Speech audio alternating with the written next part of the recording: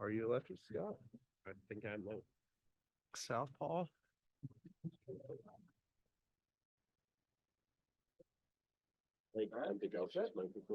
Yeah. Excellent. All right. So welcome back. We'll jump right in here to our next session. This one is called Space Weather Enterprise, Predictions and Protection. This session is very generously sponsored by the Aerospace Corporation and Leidos. So thank you to both of you for your support. And I'd like to welcome our moderator, El Said Talat. El Said is the president and CEO of the university's Space Research Association. He is an accomplished leader with a strong background in atmospheric and space science and well-rounded experience with NOAA, NASA, and JHU APL. He is a graduate of the University of Washington, and he has a master's of science and doctorate from the University of Michigan. So welcome to the panel. Thank you very much. Thank you. Yes, go blue indeed. Good morning, everyone. I'm very pleased to moderate this panel on a very important topic, and one near and dear to my heart. I'll start out with some context setting slides, and then each panelist will have some time to introduce themselves and also provide various aspects and perspectives on space weather.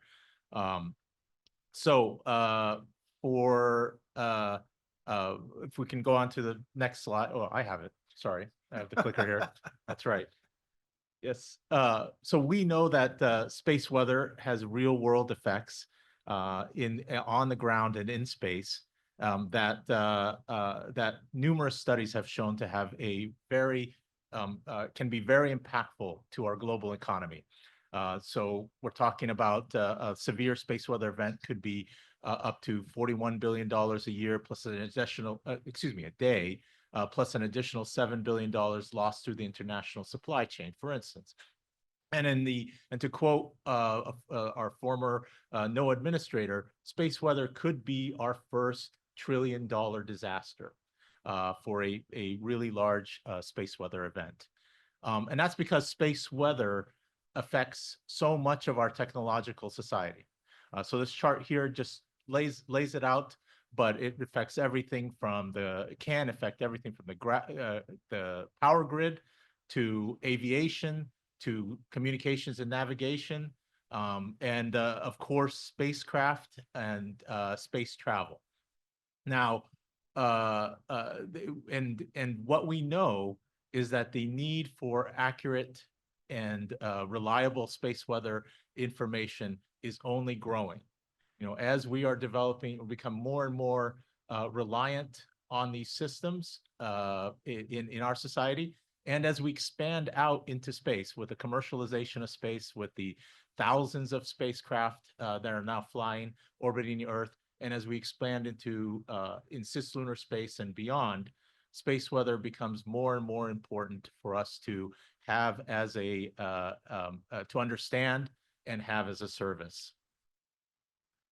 And so, as you heard from the last panel, this really the really backbone of space weather is understanding our Sun-Earth system and our solar system, and that's where and you also heard that it's over very large scales, and that's why we need the system of missions and observatories both from in space and in the ground to understand the system. And that's just a picture here of the heliophysics system observatory that's complemented by the ground-based observations that the National Science Foundation makes and the observations that NOAA makes.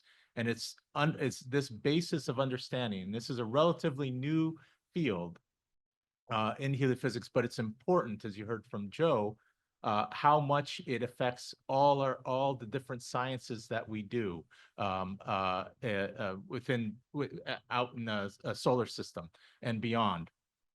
And this is truly the fundamental understanding is what has allowed us to build the operational systems that we have today. We through this research, we've developed the models and the operational infrastructure that protect us today.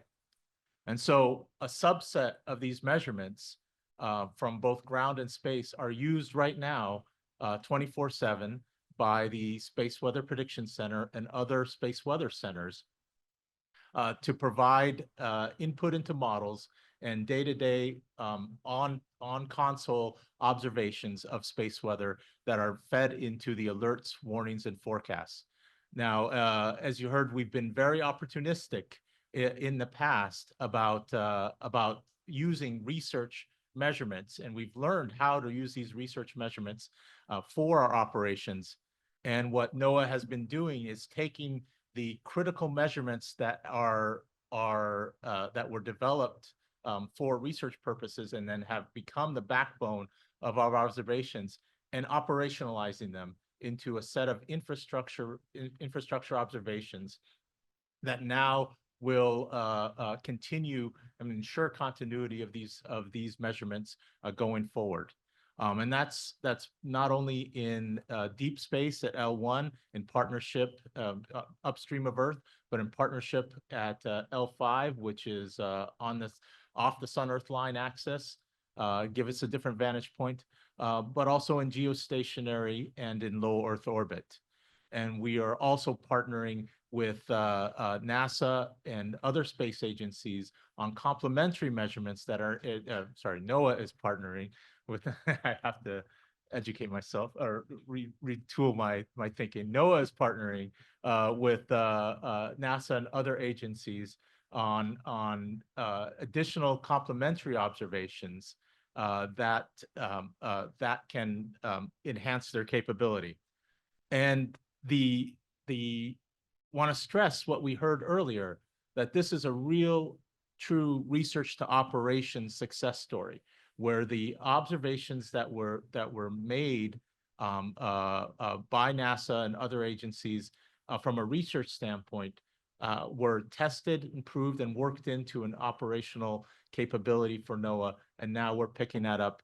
And then this infrastructure is also for research as well as operations. And that all feeds into the Space Weather Prediction Center, which provides 24/7 analysis and forecasting of space weather and storms, not only for and it works very closely with the Department of Defense for their needs for space weather observations for security purposes as well. And so a great example that you may have heard of if you were at a Space Weather Workshop or have heard in other instances is how this advanced warning had prevented and successfully mitigated many impacts in last year for a significant storm that we saw hit Earth, the first major storm in a couple of decades. Now, this wasn't the very critical, impactful storm that we are worried about, but it did show how the infrastructure that the nation has put in place for observations and alerts and warnings successfully mitigated issues in the power grid, in aviation, and communications, navigation, and beyond. Space weather is largely invisible, and so one of the challenges is how we communicate the need for these observations and how communicate the importance of maintaining and in doing the research to enhance the capability of this infrastructure. And with that, I'll hand it over to Scott. All right. Well, can you advise the slides, please? Yeah. Are they all in one deck? No, I think they're. Oh, here we go. All right. Good morning, everyone. It's a real pleasure to stand between you all and lunch. But it's really nice also to be invited to speak. About 8 months ago, we kicked off a private sector space weather forecasting capability, which is largely the outcome of many years of research. Quarter century of research makes myself seem really, really old. But a lot of understanding that could only have been made through the advances that both NASA Heliophysics and NOAA's Space Weather Prediction Center made available. So next slide, please. So as you probably know, or you may be aware, space weather is a problem. We have a sampling problem. You have a 4-dimensional environment out there, 3 spatial, 1 temporal, and our little planet flies through the middle of it. And disturbances from the sun come through, and there's a whole range of sectors. When you're talking about commercial space weather impacts, from agriculture to fisheries, to precision drilling, to on-orbit operations at a range of altitudes. And all of those things are not easily or linearly sampled, right? So how you're impacted depends on where you are. So it poses a lot of challenges when you're trying to cover the breadth of space weather impacts and try to understand the commercial impacts. Next slide, please.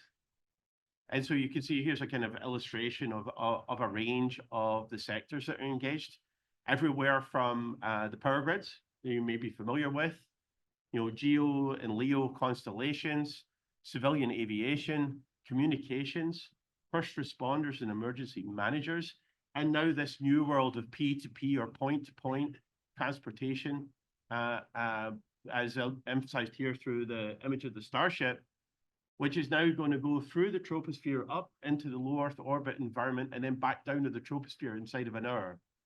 So there's real space weather impacts on avionics, and not to mention the complexities of flying vertically and horizontally through these various spaces.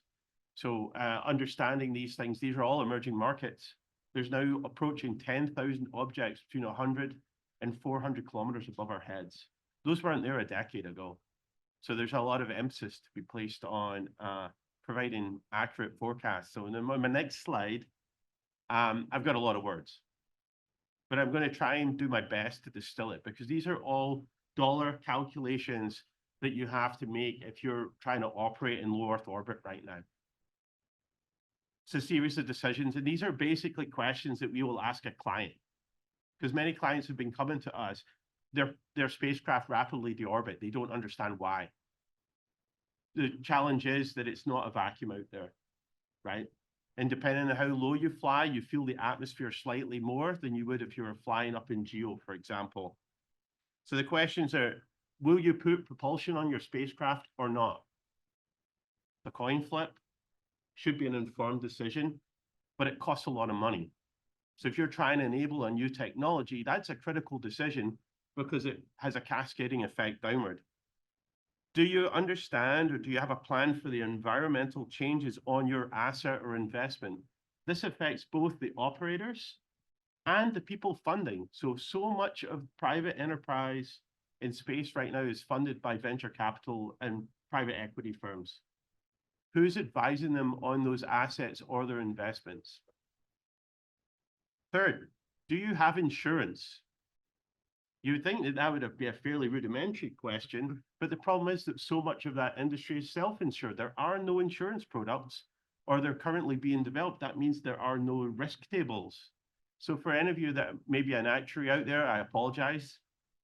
But there's a lot of work to be done in characterizing the space environment so that proper actuarial tables can be built and insurance products developed. So there's a massive area out there to exploit.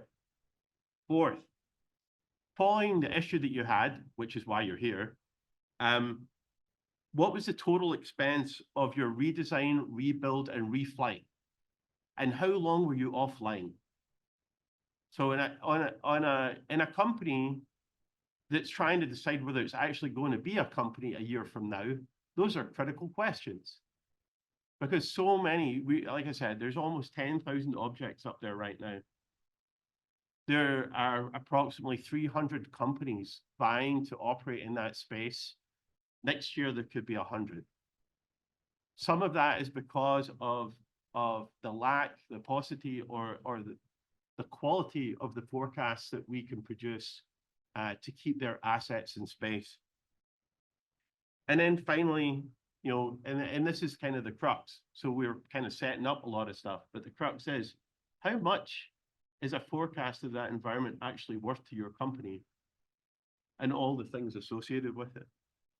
So I know you guys don't really have to answer that question, but it's certainly pertinent to these people if they want to survive and see their dream exist into the next year, far less the next decade. And last slide, I think. So all of this, as we heard with Joe and Co, is kind of powered by a kind of novel model of solar activity. We drive our forecast off of what we appreciate as an understanding of what that large yellow object at the center of the solar system is going to do, and then a lot of things that are derivative thereof. So some other questions that we face, you know, what are the models, the key environmental drivers? We saw some of those discussed earlier through the decadal discussions. There's lots of them, right? But there's also these pertinent things. If you're designing a mission architecture, and I'm sure it's relevant to SWIFO and the Space Weather Office and the folks at Goddard and all over the place, BAE, what does the next 15 to 25 years look like when you're trying to design for a space environment that's changing, especially if you're trying to operate now, where the people are pushing to VLO and ULO, so very low Earth orbit, ultra low Earth orbit, which are basically flying through the atmosphere. So there's a lot of challenges, but there are also a lot of solutions. So I really appreciate the chance to participate in the panel with my friends and colleagues here, and look forward to questions. And Jim? Yes, thank you for the opportunity to share a little bit. Next slide, please. Just wanted to reiterate what has already been said before. NOAA really picks up the space weather activity from the baseline that's being provided by our research agencies, primarily NASA and NSF, and takes the technologies, the knowledge, the information that they've provided and puts it into operational use. And so, you know, in the previous panel, there's a discussion about, you know, what do we call this field? I always like to say that space weather is the applied expression of heliophysics or solar and space physics, whatever you want to call it. The application is space weather. And so NOAA is really focused on basically these three elements, providing observational data, providing forecasting, and then managing the data as well. Next chart, please. It's been mentioned that some of the new assets that NOAA has essentially piggybacked from what was developed in the science community. And the best example right now that we have is this coronagraph, the compact coronagraph. And this chart just kind of illustrates on the, what is it, the gray one? The gray one is the kind of the original, almost 30-year-old data product of from SOHO and LASCO. And then the blue one is the new compact coronagraph. And I just kind of want to point out a couple of things. They look very similar, except for the color, of course. But one of the things is that, I don't know if you can see it, but there's kind of like some little snow in the LASCO, in the gray one.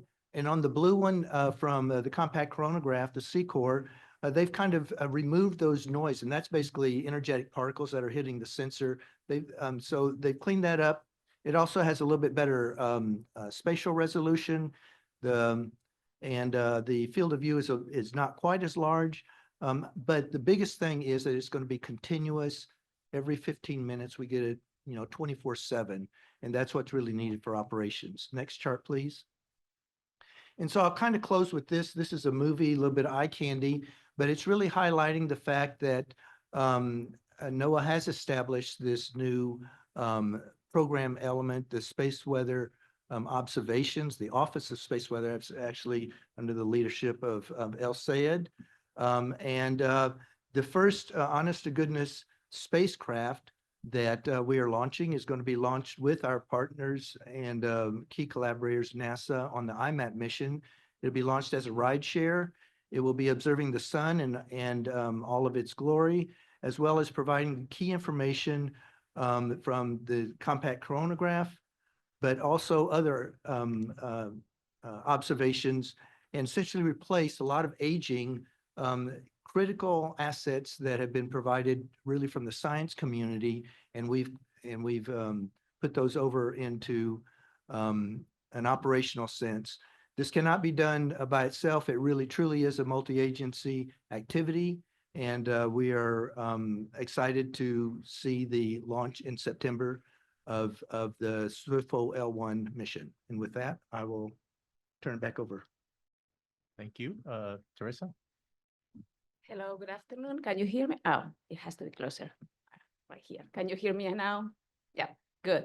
So I'm Teresa Nieves Chinchilla. I'm the director of the Moon to Mars Space Weather Analysis Office, right there across the street at Goddard Center in the Geophysics Science Division. I'm also the NASA project scientist for Solar Orbiter, although my hat today is with the Moon to Mars Space Weather Analysis Office. Can you go to the next, please? So, no, previous. Okay, well, anyway. So NASA, our office, as I said, is across the street, and our office functions as a proving ground, testing out new capabilities, new experimental capabilities to support the NASA mission. Our office aims to support all NASA missions wherever they are, and monitor and provide assessment of the space weather to support their missions. So I have to confess that I'm still struggling trying to figure out how to monitor the interstellar space weather in order to support the Voyagers, but we are working on that. So we support our missions in robotics and human missions, and our activities are all very well guided by the Pro-SWIFT Act. Next slide, please. So in terms of the community, as you will see in this slide, we aim to serve as a choice in the research to operations, operations to research. So we work very close with the CNC at Goddard also, that provides the infrastructure to support the models and capabilities in the transition from research to operations. And we do these activities in real time, putting them to work in real time and see how is the performance of these models. As we work also with operational agencies like NOAA, and we work very close with the Space Radiation and Analysis Group, SRAC at Johnson, we report to them and we help them to provide this analysis. We do that, as I say, in real time. We wrap our analysis, and we also go back to the research community and provide the products that of the real-time analysis every single day. And we work with the scientific community, and we have these two hands to work in both sides. So next slide, please. In our agency, we work to provide support to the missions in many ways. We provide tailored assessment and reports to each mission according with the needs. For instance, with James Webb, we provide every week a report of the space weather activities, and they use this report to enhance the performance or evaluate the performance of their payloads. And we do these kind of activities, which is of the missions. And I will talk a little bit more about that. We also work with NOAA and SRAC to support human exploration in the International Space Station and future Artemis II exercise very soon. And we also, in the post-analysis, we evaluate the possible impact of the space weather in the anomalies. And here, and we put the faces of our two analysts specialized on this exercise and these activities during 2024. And you see here also the histogram of the reports that we have, or the request that we have received from the NASA missions in blue, in the near Earth, in yellow, in the deep space. We received 35 requests. 29 of them were, and we can talk later, 29 of them were related with the space weather. So next slide, please. So in terms of the real-time analysis, what we are focused right now is in the solar flares, main source of radiation, and the coronal mass ejections, a main source of variability in the heliosphere and therefore the uncertainties. We have a human in the loop. We provide visual analysis using NASA resources and resources in general, and then we model and perform the analysis, and we come with the assessment. Next slide, please. So, and this is just to also give you an idea that the analysis, in our analysis is not focused in Earth. Space weather is for us in the 60 degrees. So in this circle plot, you can see all the directions of the CMEs, coronal mass ejections, that have been analyzed over the 2024 year, reaching more than 3,000 kilometers per second. Some of them in yellow is, you cannot see very well in the plot, but is the longest. A couple of them reach 3,000 kilometers per second. And we do this in the 360 degrees of the heliosphere, and we monitor the impact in all the NASA missions in the deep space, and monitor the activities also in the planets. Just to give you also, I always like to give this data, the winner last year of impacts by coronal mass ejections was Mars, with more than 300 impacts. So next slide. And also, so we have been working, and we can talk about that later also. We have been working this year very closely with NASA missions. NASA low latency data and all kind of data can be a good source of information to provide this assessment and enhance the capabilities, accelerate the transition from research to operations back to research. So we have been working and engaging with our NASA missions to see how can we ingest this data in our activities. And this activity, I was very glad to see that it's very well aligned with the decadal recommendation 3.6. So it's an encouragement to keep working on that. Melissa is the face there, is one of our analysts that have been contacting with NASA missions and engaging with them. So next slide. And here also we can talk a little bit more later is how we are working with operational and the scientific groups to be ready for the next step in the human exploration. Next year in APL, in a tabletop exercise, we participate in this exercise, and we are working together with SWIPC to be ready also for the Artemis 2 exercise that it will happen at the end of April in the SWIPC Center in Boulder. And this is the picture of the fantastic room that they are preparing for everybody to be there and exercising this activity. And next slide, please. And these are the faces of the analyst. And is this group, I always want to bring them faces because my goal is to have them everywhere, and to engage with operational community, with you here, and with a scientific community, with a spacecraft analysis. All of them are very innovative and very resilient. They are able to do a lot of things in any environment.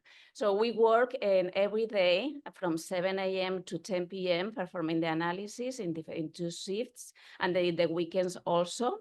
And all of them, we provide report to SRACs, obviously, and daily tag apps with the assessment of the last 24 hours. And all of them also have assigned a project. They work with missions, with validation of the models. We work in different activities in order to accomplish our mission. And I think this is it. Thank you. Brent? Good afternoon, everyone. My apologies. I had a 4-day work trip to the Republic of Texas. And I just, I got back. So I asked 2 things. One, if you see my boss, don't tell him that I'm apparently allergic to his great state. And the second thing is that, my voice might drop out during a difficult question. It's hard to control, right? For those of you who I've not had the pleasure of meeting, my name is Brent Blevins. I have the great honor to be the staff director for the Space and Aeronautics Subcommittee at the House Science Committee. I get to do, there's more to my job than this, but I tell people I get to meet with astronauts and I get to go to rocket launches. There is more to it than that, but it is a pretty cool job. Our committee was formed in 1958 after the second Sputnik launch. There was a concern in Congress that we needed to have a better organization and supervision of federal R&D activities. So our committee has jurisdiction over everything but DoD research and human health. So pretty much everything else, NASA, NOAA, NSF, NIST, yeah, you name it. I do want to be clear about one point, to try to save some conversations in the lunch line. We don't fund agencies. So you could come up to me and ask me for funding for your program to increase it, and I will smile and nod and I will empathize with you, but there's not much I can do about it. So I do want to be clear about that. I don't have any slides. Elsa, I actually did think about, just putting together a series of slides that just had the text of the Pro-SWIFT Act and walking everyone through, well, here's why we included this definition, and here's why we had to make this compromise with this other committee. But I thought that might not be the most fruitful way to engage you all. But I do, want to spend, a couple of minutes. We've got a lot of great technical experts here who, bring, industry experience, agency experience. But, I do want to spend a little bit, just, sort of talking about the, congressional role and where we fit into this, ecosystem.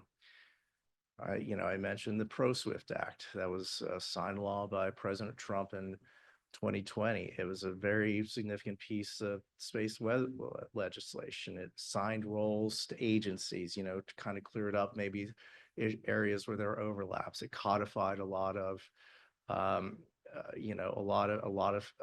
activities, working groups and like that were taking place already, but now they have, the force of law. We authorized, commercial data purchase program. So, we did some significant things. And I say all this because I think, for a lot of folks who aren't sort of familiar with this, how the political system and everything, it's easy to kind of view Congress as being, this sort of opaque institution. And, what you see is what you read on your preferred social media or your preferred late night news channel. And, quite the opposite is true in a lot of cases. We're one of the most bipartisan committees, and we get a lot of things done. Space, Pro-SWIFT being one example, but we do a lot of other things too. Sometimes it's not just about writing laws; it's just about having agencies come in. Elsa, I think you talked to us a few times. So Congress can kind of exert its role in that way. But so we have this very kind of unique role in the work that you all do. Space is a top priority for my boss. He represents Johnson Space Center. There in his district alone, there's mission control for the International Space Station. There are companies working on building, commercial space stations. There, the development of Orion, the capsule. You can just go on down the list.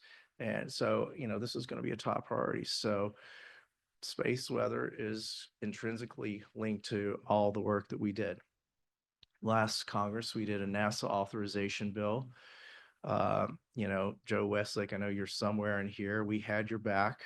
We had, we directed the continuation of GDC. We had, we directed NASA to, work on acquiring commercial data for, its sort of, basic R&D science. It's not something that's going to make headlines, but I think this is important work. And we're going to continue that this Congress. Hopefully we're going to get a NASA authorization across the finish line and to the president's desk. We'll also be doing oversight, now that the Pro-SWIFT Act has, been in law for about 4.5 years now. I think we're going to kind of take an assessment and see, okay, Has this worked as we intended?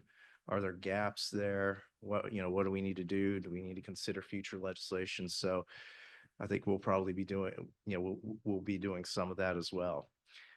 So, it really is, exciting time in this field. I think, it's really easy to, take a cynical view about the political system, but there are a lot of good, honest, decent, hardworking members of Congress who think about stuff like this and they care about this. The last thing I want to say is, I work for all of you. I haven't, I don't know that I have an open door policy, but I have an open inbox policy. Uh, Probably not call either. My email, it's Brent, brent.blevins, blevins @mail.house.gov. Email me. I'm on LinkedIn. I want to connect with you all. I want to talk to you all. I learn from these conversations. I learn just from people dropping in, shooting along an article or something like that. So, I'm really, Jim, Al Sayed, really appreciate the opportunity to be with you all today. And I think we're gonna have a great discussion. So thank you. Right. Thank you all. Yes, yes, go ahead. Go ahead. Scott. Yes. So wanna start by asking about, in light of, what you said about ProSwift and how instrumental it has been in helping us develop our space weather infrastructure from research and operational standpoint. What is the space weather community and enterprise, government, commercial, doing to plan for the upcoming and not upcoming, the ongoing exploration of cislunar space and exploration beyond? And so maybe Brent, to stress your voice a little bit more, maybe you could start us off. Yeah, no, it's a great question. I mean, this is something we're thinking about all the time. I mean, if my boss were here, the chairman of the committee, he would say his top priority is the success of Artemis. And I think part and parcel of that is obviously we have, we have the NASA assets, SLS and Orion going around and all that, but there are going to be a lot of commercial activities. I mean, my goodness, we've had a couple of landings on the moon in the last couple of weeks from last month from private sector entities. So I think one of the areas that we're thinking about a little bit is sort of how can we leverage these commercial partners for better data, for just a better understanding of how things work. When we wrote the ProSwift Act 5 years ago, I kept getting asked the question, okay, why do we need a commercial data pilot program? No one's doing this. I mean, and I think back to the fact, you'd asked me 5 years ago or 5 months ago, I would have said, what's a linker? Why is it spelled with a Y? But I think it does show that, there are a lot of opportunities out there that, we're not even contemplating right now. So I think we really want to make sure that we're leveraging our commercial partners in this, as we're building out this cislunar ecosystem. Scott, you want to discuss what are maybe our barriers for commercial partners to engage in terms of space weather observations or services? Yeah, and it's a why because the I was taken.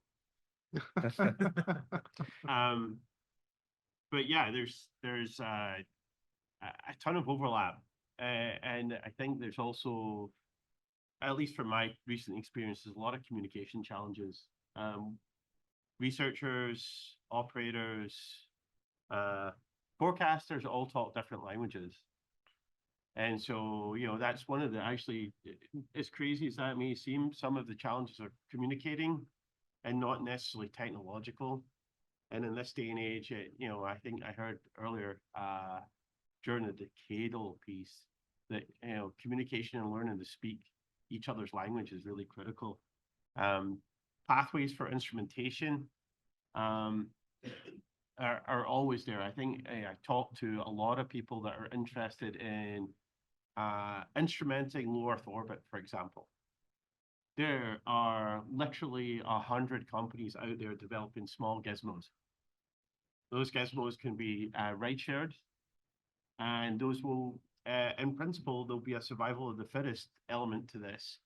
There'll be a first to market, first to get ride share, and then there'll be the ones that produce the highest fidelity. I think for me, I'll say the most exciting element of all of this is this kind of Internet of Things approach. You know, for decades, NASA and NOAA have prided themselves on their high heritage, gold-plated instrumentation, right? High finesse, right?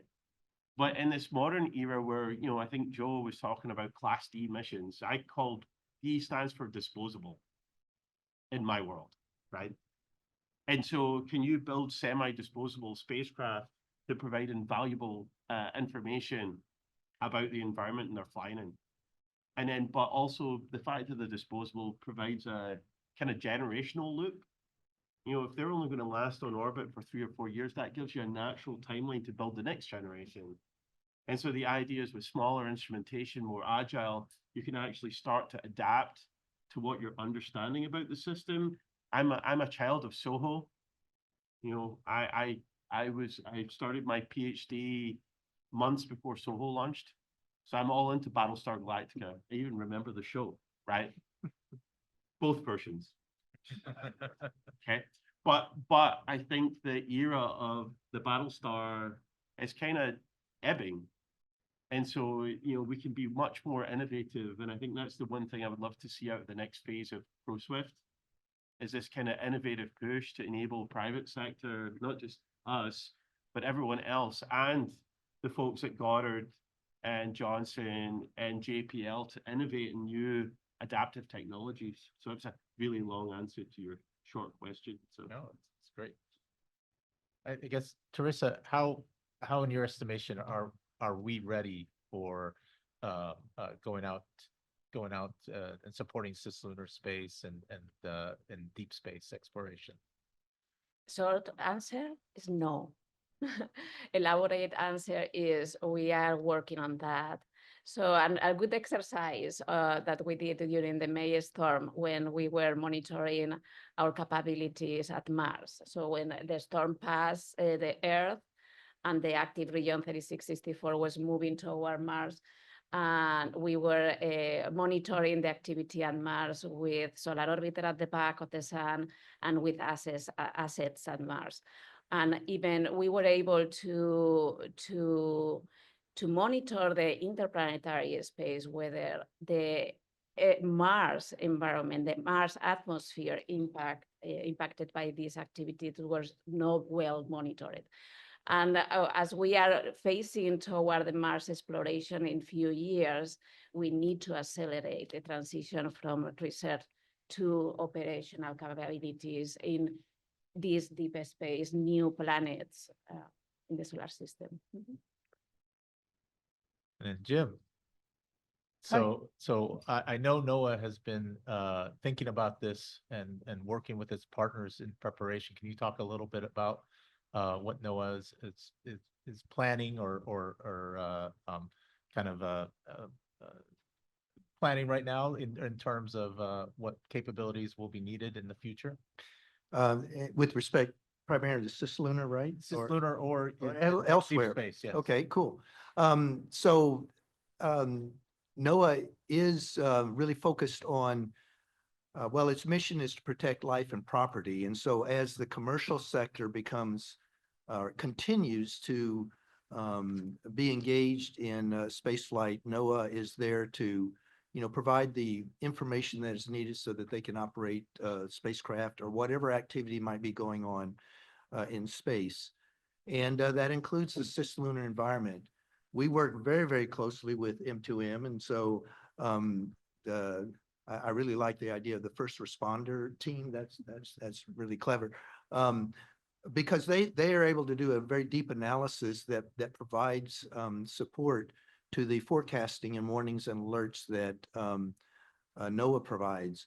And in fact, we have an MOU with Johnson Space Center, the Space Radiation Analysis Group, which M2M supports as well, So there's an MOU between the SRAG, or the Space Radiation Analysis Group, and SWPC, defining kind of the support that is needed for these initial exploration in the cislunar space. But as I mentioned, as the commercial entities get more engaged and it becomes more commercialized and less researchy, NOAA's activity, I think, will increase in that area. And we rely heavily on not only the academic, but other agencies in terms of establishing or providing deep analysis of not only of what's going on, but also improving the models of space and the space environment. But NOAA's not only looking outward, but also getting back a little bit more what Scott was talking about on down even in the low Earth orbit, which is heavily populated. We do have a paucity of data there. And I think one of NOAA's approaches of trying to better understand the impacts and to be able to forecast the space environment in the low Earth orbit has to be leverage the commercial sector in that area. In other words, NOAA's not going to launch 100 satellites in low Earth orbit to go measure that environment. We already have all those platforms there. And so it's working with the commercial sector to fulfill kind of what the ProSwift that was mentioned of commercial data buys, and how do we develop that business case that makes sense? And a lot of it, I don't think can rely totally on the government paying for that business case. I think the commercial sector has to figure it out itself about how it can sell its wares and what it has to its partner and its colleagues in the commercial sector. And I think that's one of the barriers that has to be overcome. And I just want to say one other thing. Thank you so much, Brent, for the ProSwift Act. That has provided a baseline and a basis from which a lot of development has occurred and collaboration across multi-agency. I just want to give you kudos in your group for that. Thank you very much.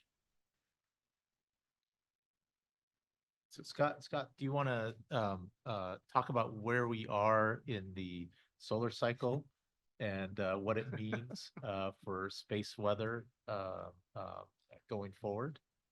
What, the next year or the next decade? Or tomorrow? Yes. Tomorrow? No, I'm just kidding. Tomorrow, sorry, can't help you. That's NOAA's job. Hold on, here's tomorrow. Here's tomorrow. Yeah, and we were past max. I think fairly comfortably on the downside, but that doesn't mean the fun's over. Okay, so it actually means that there's actually significant enhancements in geomagnetic activity in the next couple of years. So last summer's fun may not be the end. In fact, I'd be willing to put a bet, maybe even in Vegas, that we may see stuff of equivalent magnitude to last spring and last summer, last fall, right? So from there, declining down, we're looking at, 2028, we'll still be here. Solar minimum, I think that's when the L1 mission's going to launch, 28, with a 2-year cruise. Next L1 mission, yes, Yeah. after space weather follow-on. Right. Yes. So, yeah, so we don't worry. Solar activity is not going to go away. Or if you are worried about it, then be worried about it. Because, the next year or so is going to be pretty rough, probably. We're about 25 to 30% higher than the last cycle, which is the lowest in a century. I mean, we're already looking at the next solar cycle. So this one's so passé, right? So, but don't know what more else to say about Well, it. I think what you've said, I wanted to tee that up because what you said highlights one of our biggest challenges in the field is that we don't have predictive capability on short or medium timescales. We understand a solar cycle, but even then, it's always a kind of a betting game about what the prediction of the next maximum, when it's going to happen, and how big it is. And so it highlights the need for for research and developing that capability. And then maybe Teresa, you can talk No, about what the need for No, I was advancing going- our models. Yeah, I was going to emphasize in the importance of the polar observations of the sun to fill this piece in the puzzle that about the solar cycle, so the long-term behavior of our sun. So we really need that observations to understand, yeah, how the sun is behaving in general. Mhm. And just to pull on the polar opposite, no pun intended, of that is really that the everyday space weather also is very important. So we clearly the solar max and the aurora, and believe you, I'm a fan of the aurora and all of that, but the commercial sector, and there are many industries that have to monitor or are reliant on everyday space weather, understanding when communication is going to be good or bad, or positioning is accurate or not. And so I think it's really good to focus on the solar cycle, but let's include the whole solar cycle of that in understanding the impacts, especially as we get more technologically advanced. Understanding space weather every day is going to be important. Yeah, and sorry, I'll just follow on from that. Most of you don't know, but it's a large rotating object. Those of you that deal with earth science here understand things like the jet stream. The sun has things like the jet stream too, except they're magnetic. So a lot of the big impulses and solar activity that we see are actually the result of Rossby-like waves in the solar atmosphere, right? So those are the things that drive solar activity inside a timescale of a year. So you'll look at some of the funky data and you'll see large spikes that last about 11 months. That's nothing to do with the Earth's orbit and everything to do with our star. And that's driving massive swings in activity. We saw one of those last year. That was the key reason why we had the events last spring and fall. So, but only, between polar observatories, looking down on the system, but also circumsystem missions are really important that may be enabled with newer, smaller technologies where you actually put a fleet of GOES-like, satellites around the sun so that you can actually start to characterize its weather the same way as we characterize the Earth's weather. So our star actually has weather. The problem, of course, as I said, is it's magnetic. So anyway, sorry. No, that's great. And then I just want to highlight also that that this is why NASA and NOAA have been partnering with the European Space Agency to start that chain of observations around the sun.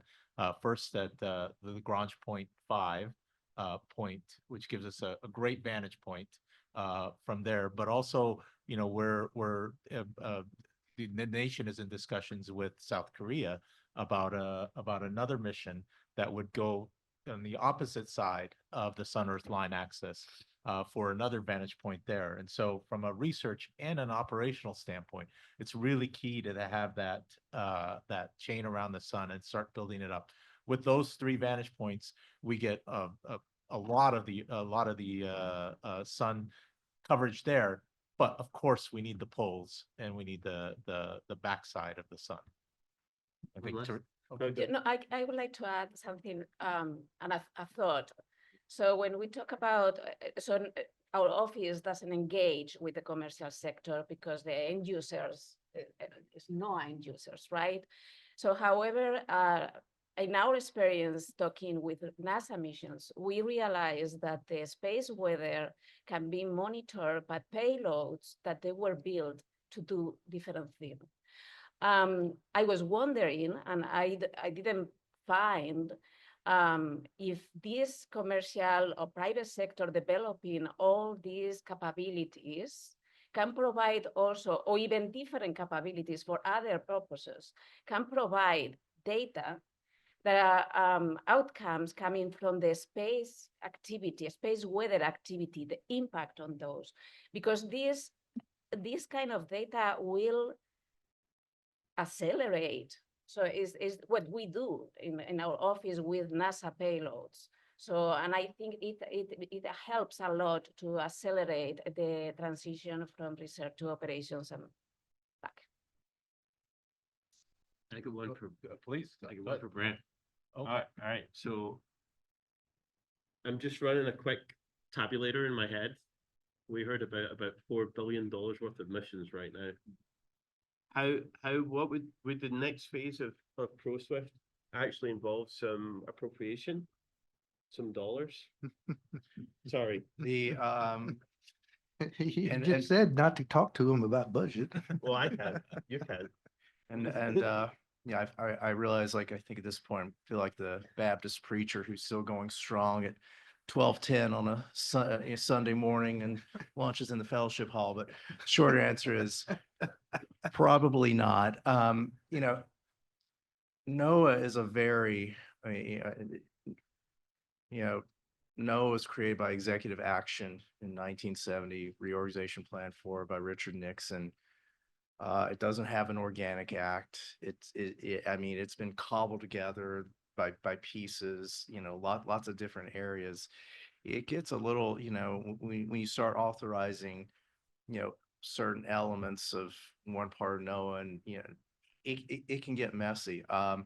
You know, I think that, you know, but I hear you, the point about, you know, having L5 and, you know, I don't even know how you get to L3 or L4, but yeah, I think this, I mean, but, you know, what we do with these satellites is going to be a very good point of discussion, Scott. So thanks for the Yep. question. Sorry. So I want to make sure to leave some time for audience questions. Yeah, and I'll actually get it started with an online question. I think it's mostly for Jim Spann, but is there a plan to restart forecast verifications on space weather forecasts?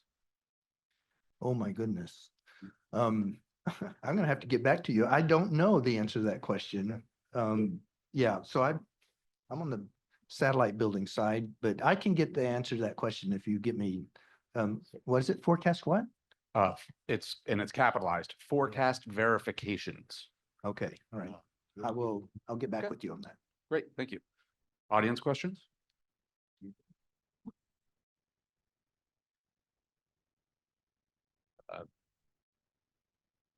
This is Colette here. I just want to say thank you for everything you do and this really important, meaningful work. I speak to some elephants and heated topics, I think unintended. But on the topic of space weather, and you start thinking about the South Atlantic anomaly near the poles, and how the 10-year study on the ISS with data on the SAA shows the way. So we published a 20-page study related to this, but we're calling it a metal tornado in orbit. And with most satellite bit flips and potentially astronaut radiation related to this South Atlantic anomaly, potentially from space pollution. So it's a loaded question, definitely, but how could we as a community, you know, both measure, image, and mitigate this SAA anomalies and this plasma ion reionization going on in orbit?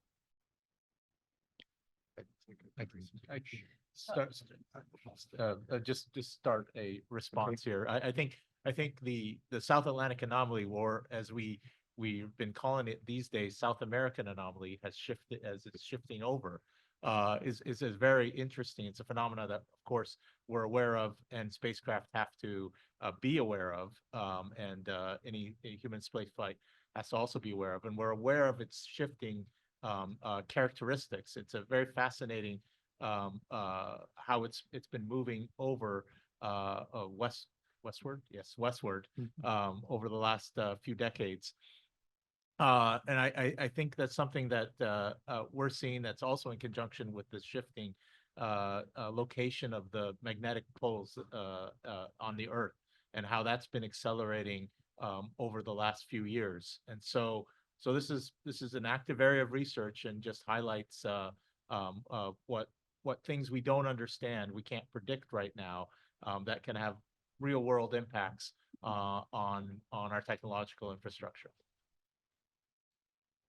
I'll just chime in a little bit. Um, Having grown up in South America, excuse me, it is an issue. And a lot of the space weather tools that we develop for the Northern Hemisphere oftentimes don't work well. And so there is an acknowledgement of that. And I think there was even a meeting last fall at the Brazilian embassy with many space weather experts from the Americas. And this was a topic of discussion where understanding how when we give warnings and alerts, there may be some regionalization associated with those so that regions on the planet that where the impact is a little different than it is in other parts of the planet, they can accommodate that. As far as mitigation is really gets back to really trying to understand what it's really an increased radiation issue. And so you just have to operate during that or not operate. Maybe you kind of go silent while you pass through it. That's what a lot of satellites do. But it is a natural phenomena, and it's being characterized as a research element, but it also has to do with the geophysics of the interior of the planet. So I think it's just a recognition of that, understanding what the space weather impacts, and then developing tools and products and services for the commercial entities to adjust to it, is what I would say. One more question? Sorry. Yeah, we have time for one more very quick question with equally quick answers. So, yeah, my question is for Teresa. You mentioned that we should take into account space weather in our pre-formulation studies. And so the question in my mind is that to help us with picking the right launch window and trajectory so we have a smooth ride, or is that to include your payload? So for instance, if we're going to Mars, can you predict the space weather well in advance so that we can take that into account in our pre-formulation No. studies? No, at this point, it's not possible to predict. And obviously, so the challenges to go to Mars are beyond the space weather impact on this mission. So what we can do is to work in whatever the journey is to predict this activity with, hours. And that way, this prediction can help to the astronaut to be protected. And this is the plan. The plan is to develop the capabilities able to provide the time enough to the astronaut to be in a safe place, in a shelter. Mm-hmm. And I'll just add a little bit, if you don't mind. I think part of this, especially as we put humans on Mars for long periods of time, they're going to have a set of an Earth-independent capability to forecast their own environments. And so I know that's already been part of the Artemis program. I know Bill Patterson's sitting over there, and we've talked a lot about that in the heliophysics elements, with the goal of having an Earth-independent space weather forecasting capability. I don't know if that. Yeah, I'll chime in real briefly that there are robust climatologies available to help you with planning, right? So if you're looking at mission planning for something out, like I said, out 6, 8, 10, 15, 20 years, there are climatologies that could be used so that you know kind of if this is a good time or not. Because I guess with Mars and other planetary atmospheres, you either play Russian roulette, if I can use that phrase, with coronal mass ejections in extreme space weather or the radiation environment. Cosmic radiation. So it's one or the other, and they have different effects on your spacecraft. So, but those climatologies do exist. So if you need them, you can pull from them. I would like to emphasize on something very important. We can build capabilities, observatories that monitor the sun activity from Mars. but we don't know what to do is to understand the impact. So how to develop capabilities that help us to understand the impact or the response of Mars to this space weather activity, because we don't know yet. And this is what I want to emphasize. We really, really need to connect heliophysics with planetary science to better understand how Mars environment, Mars atmosphere responds to the space weather activity. And then with that, we will be able to develop these capabilities to do, more operational activities on Okay. Mars. All right, I think we're all anxious to get to lunch. So I want to thank the speaker, the panelists here for a great discussion.